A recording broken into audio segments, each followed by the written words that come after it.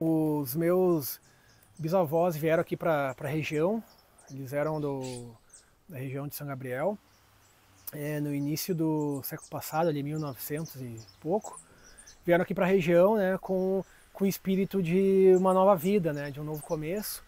E na época era uma região onde era baseado principalmente na pecuária, né, na criação de gado e cavalos e mulas. E depois o meu avô seguiu com a produção, né, seguiu com o negócio. Na época onde era o auge da produção pecuária, né, de toda a região aqui norte do Rio Grande do Sul, e o Rio Grande do Sul em si, ele era um grande exportador de cavalos e principalmente mulas, né, que na época era o principal meio de transporte, né, daqui para qualquer outra região.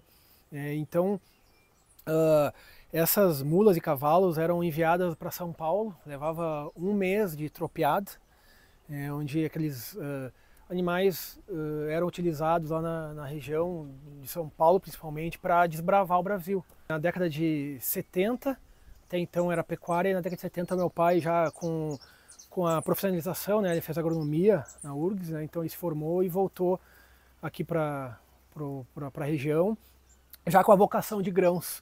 E a região já tinha iniciado a produção de grãos naquela época, e então foi quando iniciou a produção de grãos, né, junto com o arroz, porque veio daquela região de São Gabriel onde já tinha cultura do arroz, mas foi o início quando começou aqui, né, na região noroeste do Rio Grande do Sul a produção de soja, né, então aí foi o início. Aliado às oportunidades que meu pai teve de viajar para outros lugares do mundo, né, junto com essa motivação que ele teve, né, de aprender em outros países, técnicas diferentes, né, e experiências diferentes, principalmente em Israel e na Rússia, né. Na época, as experiências que a gente tem, né, relatadas é que aquilo contribuiu muito porque ele vivenciou, né, em comunidades agrícolas. Depois que eu e o Gustavo formamos, né, a gente veio para a propriedade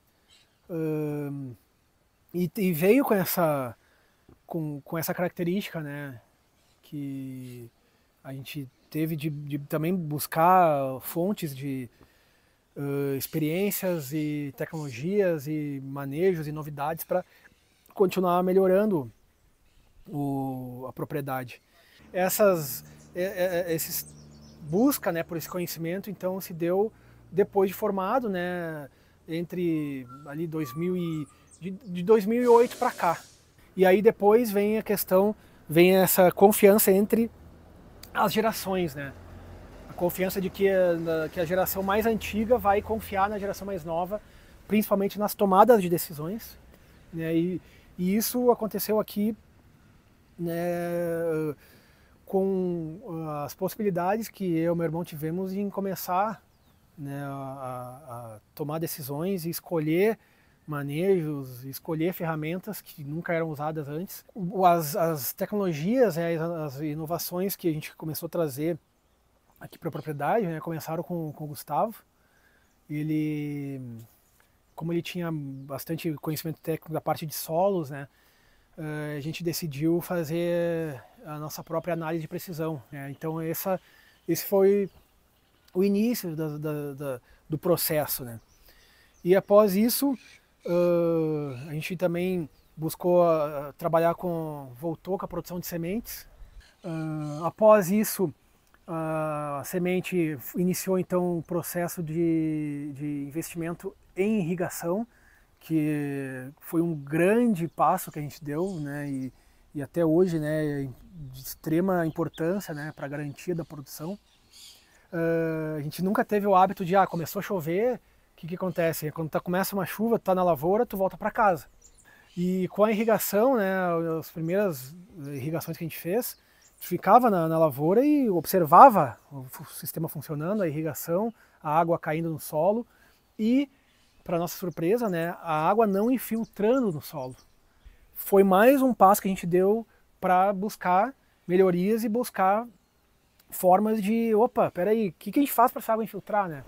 Então começou daí um novo processo de buscar solução até que a gente caiu nas plantas de cobertura. Então começam a surgir possibilidades. Olha, escarificação é uma delas, é uma cirurgia. O que eu faço para não ter que fazer uma cirurgia evasiva, agressiva, com uma escarificação? Para não ter que passar por isso, bom, planta de cobertura é uma solução. E a planta de cobertura foi uma decisão que a gente entendia que, olha, não é de um dia para o outro, né? É demorado tu fazer com que as raízes consigam perfurar, quebrar essa camada de compactação, né? Mas é possível, né? Ela demora, mas é possível. Então, e isso hoje a gente comprova que, olha, foi a melhor decisão que a gente fez. Após a planta de cobertura que a gente começou a entrar nos micro-organismos, no manejo de micro-organismos, conheceu o GAS, né, que é a Associação de Agricultores Sustentáveis, que tem como um dos alicerces, né, o manejo de micro-organismos.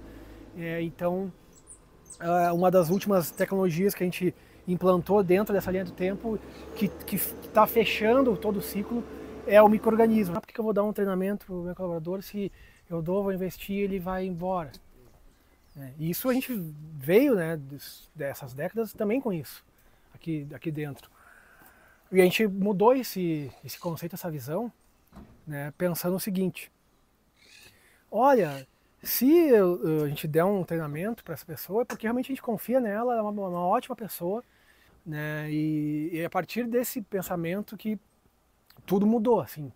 Tudo mudou por quê? Porque a gente conseguiu daí começar a abrir leques, né, de poder investir no aprimoramento técnico, né, da equipe.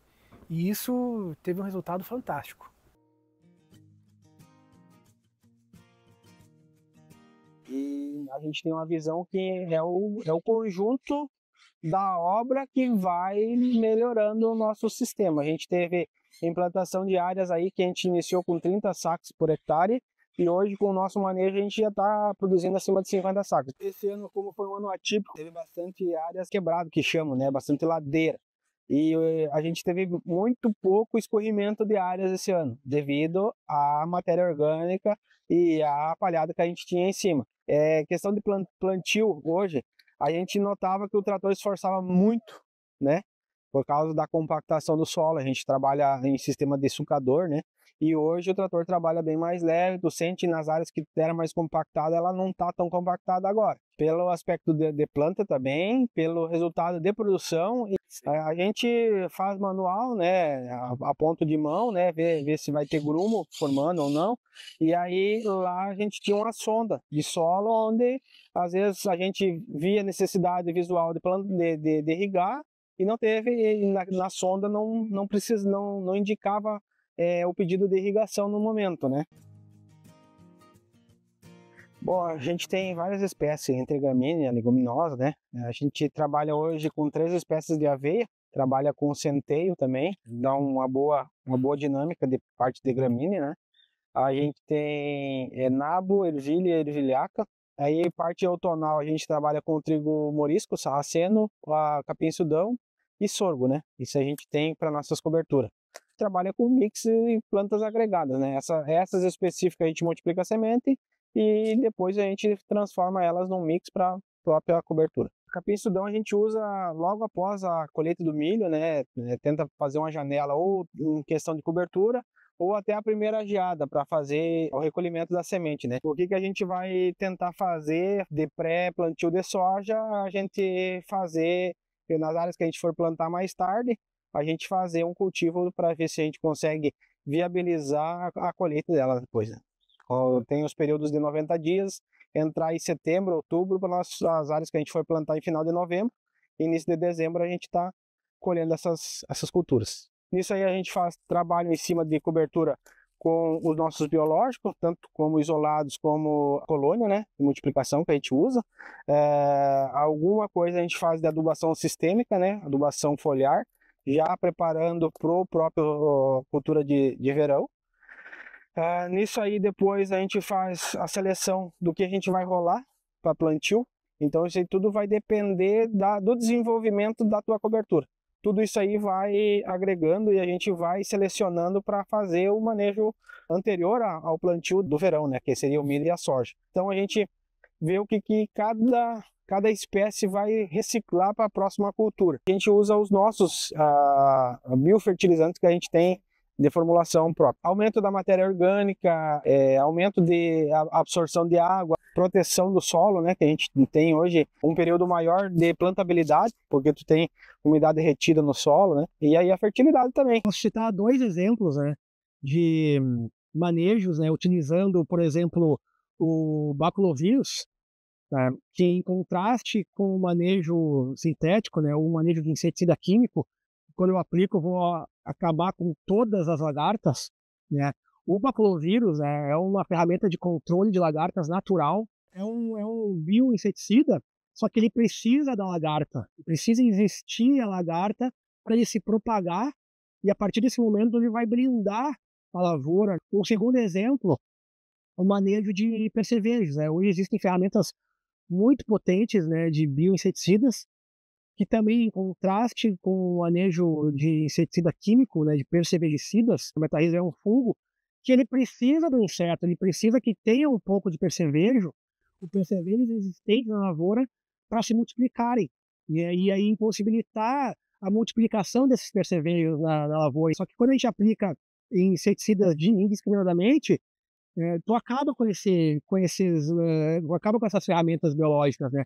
E o outro fator também é a pulverização disso antes da época necessária, que seria na safra. Poderia fazer a utilização desses bioinsumos na entre-safra, né? Já ir colonizando aos poucos a lavoura antes de a praga se proliferar de uma forma muito grande. Quando a gente tem uma nutrição para as plantas, a essência é maior. Aí vai ter uma necessidade menor de utilizar quantidades altas de insumos sintéticos, né?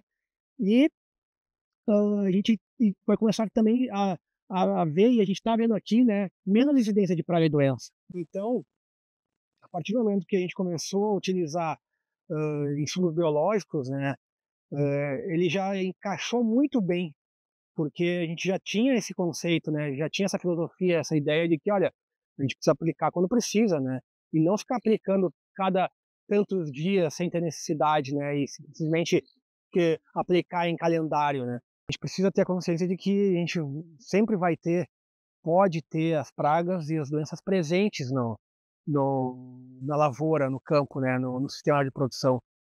E o interessante é a gente conseguir manejar para essa praga ou doença não atingir um nível de dano econômico, né, para a gente não ter prejuízo na produção.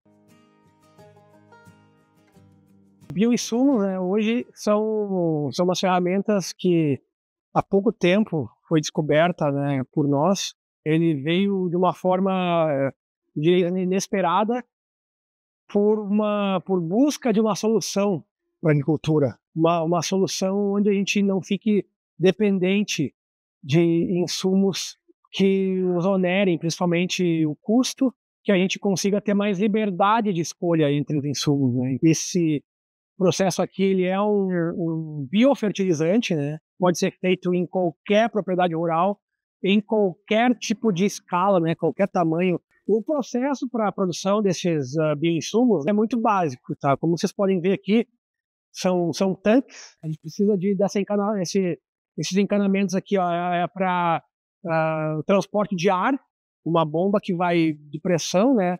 Uma espécie de turbina que vai jogar o ar para dentro desse tanque e vai fazer toda essa mistura, né? Então a gente precisa de uma certa quantidade de oxigênio, né? Então esse biofertilizante aqui, ele é uma mistura de várias técnicas que existem, né, hoje. Esse biofertilizante também é um tipo de chá de composto ou extrato de composto que tem todo esse conceito de nutrir o solo, de nutrir os micro-organismos, né? E hoje as nossas principais fontes de matéria-prima: melaço, farinhas vegetais, farinhas animais, humus de minhoca, né? O esterco animal hoje é uma fonte de micro-organismos, né, abundantes e diversos, né, que a gente utiliza para compor, que a gente vai extrair, vai trabalhar, vai estabilizar aquilo dentro do biofertilizante e então fazer aplicação no solo. Esse biofertilizante aqui, a gente utiliza ele para melhoria da qualidade do solo, para controle de pragas e doenças de uma forma preventiva. O armazenamento, né, nesse caso, que acaba fazendo quantidades maiores, né, a gente faz a produção deles e joga nesses tanques pulmões. A gente tem 3 tanques grandes aqui, pulmões, mas o tanque pulmão não é simplesmente armazenar ali. A gente precisa também de oxigenação constante. Mas é para quê? Para manter esses micro-organismos vivos. Depois de pronto, ele pode ficar armazenado por um período, né? E isso, em termos de escala e rendimento operacional, né, extremamente necessário, né? Bom, a gente iniciou, né, com essa ideia de produção do próprio insumo, né, faz já alguns anos, e aí essa necessidade principal veio por buscar uma solução para reduzir custos de produção. Então, quando surgiu essa primeira ideia de que, olha, existem biofábricas, e aquilo nos despertou, né, muito em querer buscar essa tecnologia, querer buscar essas ferramentas. De acordo com o passar do tempo, a gente foi integrando outros manejos, a gente foi buscando diversidade de plantas de cobertura, a gente foi buscando melhorar a estrutura do solo com as raízes, porque tem que aumentar a matéria orgânica, né? E isso é essencial para que a gente faça uma casa, né, um lar, que a gente faça um lugar onde esses micro-organismos vão poder residir, vão ficar ali. Então é uma gestão de micro-organismos, a gente pensar nisso quando for começar a trabalhar com insumos. São vários conjuntos de manejos que vai fazer com que o custo-benefício das biofábricas tenha um resultado. Eu diria que o fator primordial, né, para ter resultado e sucesso no retorno do custo-benefício das biofábricas, né, e da utilização de micro-organismos, a combinação com outros manejos, né, com a rotação de culturas, com os consórcios de plantas de cobertura, utilizar diferentes espécies, né, dentro da rotação para a gente ter um agroecossistema, né, pensar da floresta na lavoura é um ponto-chave para conseguir começar a aplicar essas técnicas, né, de processos fermentativos, né, de coleta de micro-organismos no mato, né, porque pensar no equilíbrio que existe numa floresta, né, na diversidade biológica que existe numa floresta. Das nossas manutenções, a gente faz hoje cronograma de manutenções. A cada operação, tipo pré-plantio, pré-colheita, a gente faz uma organização dos equipamentos que serão realizados manutenção. Hoje a gente faz manutenção preditiva, manutenção preventiva e manutenção corretiva, né?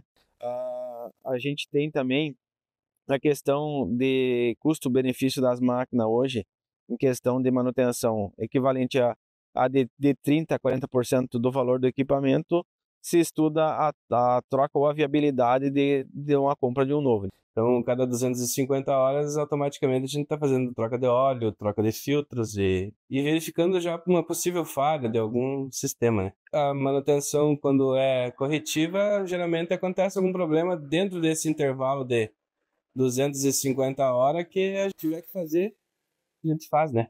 A gente tem todos os nossos equipamentos, um plano de manutenção que eu criei para todas as manutenções diárias que você começa a fazer do dia. Nível de óleo, nível de água do radiador, nível de óleo hidráulico. Geralmente a gente acompanha as máquinas trabalhando, né? Vê o quanto está desenvolvendo naquele dia, funcionamento, tudo, se está indo bem a produção. A questão hoje é só modernidade de frota.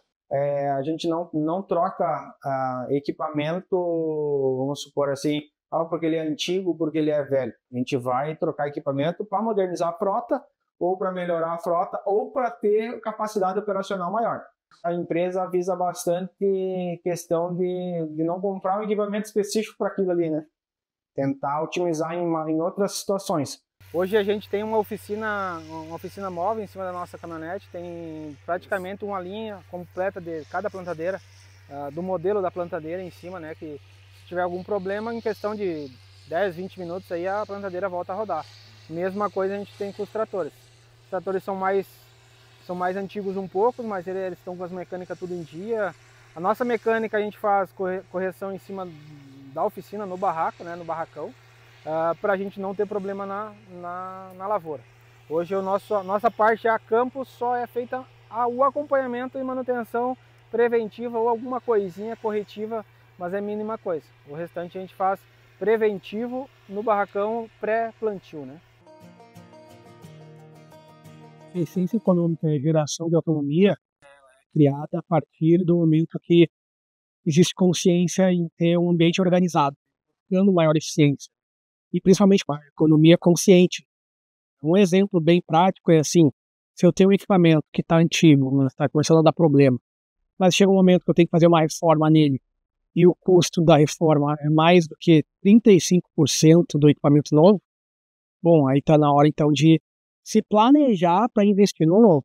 Qual é que é uma das diferenciais, vamos dizer assim, então, que a gente procura fazer, é não deixar chegar num custo de 35% de manutenção, fazendo a manutenção preventiva. E esse princípio a gente leva para tudo, né? Para a lavoura e também no desenvolvimento pessoal das pessoas aqui, né? O crédito agrícola, né? Ele é essencial, principalmente para reverter as restrições, né, desafiadoras de crédito, finanças, né, e de investimento. Eu diria que assim, o suprassumo da saúde financeira é o produtor rural ser o próprio financiador do seu negócio. O agricultor hoje, de forma geral, é tomador de preço. A gente não consegue botar o preço que a gente gostaria dentro do produto que a gente comercializa. O interessante seria ter esse valor equilibrado, porque o agricultor se planejar. A agricultura de princípio, né, ou a agricultura regenerativa, ela veio, ela encaixou como uma luva. A partir do momento que a gente começou a ver isso e buscar entender, principalmente, né, como a natureza e a agricultura andam lado a lado, né, a gente começou a ter melhores retornos. A gente tem a parceria com o Sindicato Rural, né? A gente tem a parceria com o Senar também, com a Emater, né? Então, a gente busca capacitação também externa. Hoje, a parte da empresa, ela proporciona bastante curso, abre as portas da propriedade para trazer treinamento aqui. Eu acho que o que eu posso destacar, assim, desde que eu entrei aqui, é esse incentivo que a empresa dá para o funcionário a crescer e a buscar mais conhecimento. A equipe toda pensa muito em trazer pessoas de fora, universidades, professores, para poder trazer conhecimento para nós, né? E eles sempre permitem que a gente integre junto tudo isso. Então, eu acho que isso é o ponto que maior destaque. Já convivi muita experiência com eles aqui, muitas oportunidades deram para mim. E até hoje eu estou recebendo as oportunidades que eles dão para a gente aprender. Tá todo dia aprendendo alguma coisa, né? Hoje a gente tem uma equipe sólida, né? Que está buscando isso aí. Levar alta rotatividade não é muito viável em questão de equipe, né? Porque tu nunca vai ter uma equipe bem formada e também uma equipe sólida, né? Para estar trabalhando o conhecimento em questão de lavoura, né? Ou questão da própria empresa, né? O nosso horário hoje é horário diferenciado de todas as outras propriedades. A gente trabalha com horário de gestão de empresa, né? No período de entre safra seria um horário fixo, né? Então a gente tem folga no final de semana, a gente tem bonificações também. Hoje a gente tem uma remuneração, tem plano de carreira, né? A gente está dando incentivo pro pessoal a cada ano a evolução salarial e a gente tenta estar dando feedback diretamente, tanto positivamente ou como quando precisa ser cobrado de alguma outra forma. O feedback eu acho que isso é uma parte muito importante.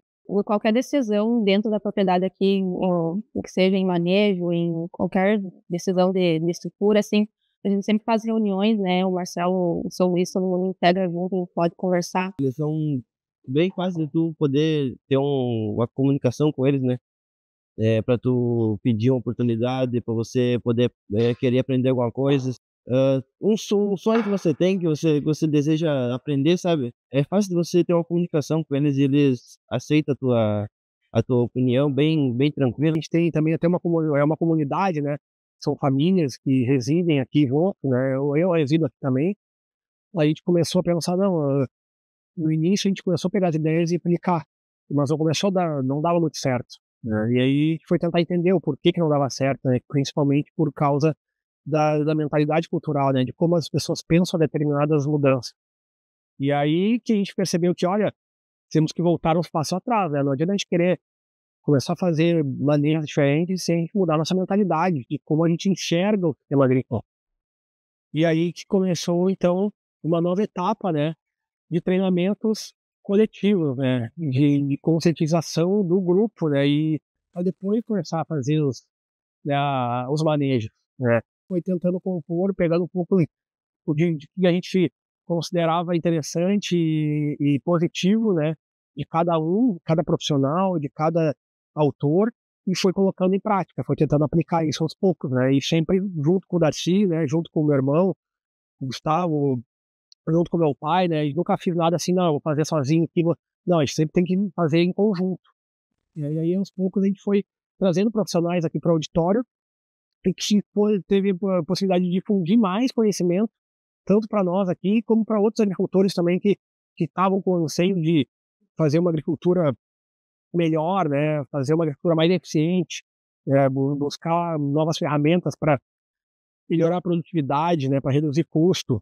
O importante é que a gente percebe que as pessoas que moram com a gente aqui, convivem com a gente, fiquem cada vez mais felizes e se sintam melhores do que elas já eram.